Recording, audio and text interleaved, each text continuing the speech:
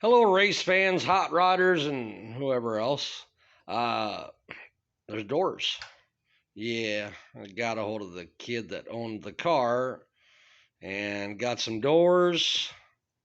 And I got the drive shaft and the old K member I'm going to get. I'm not sure really why I bought it now. I might use the steering rack.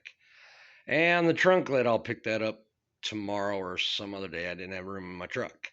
So I picked up some 2x2 14 gauge square tubing, 24 foot of it. Oh my God, the prices at this place are ridiculous. One place that I used to go to, they used to have a $75 minimum. Now it's a $500 minimum. So kiss my ass. So got started on the subframe connectors. I need to get me some 6x6 plates so I can tie it in back here.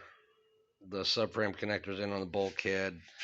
I'm going to make me a plate up and around that and tie that in real good and do that on the other side.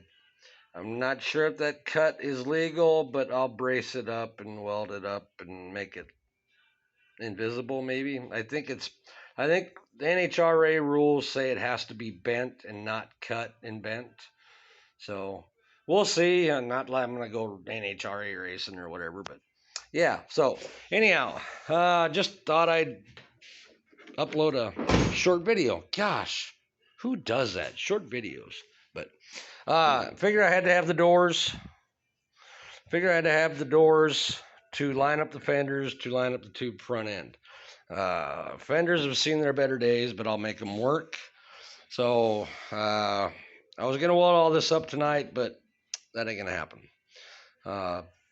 So anyhow, here we are. I bid you farewell.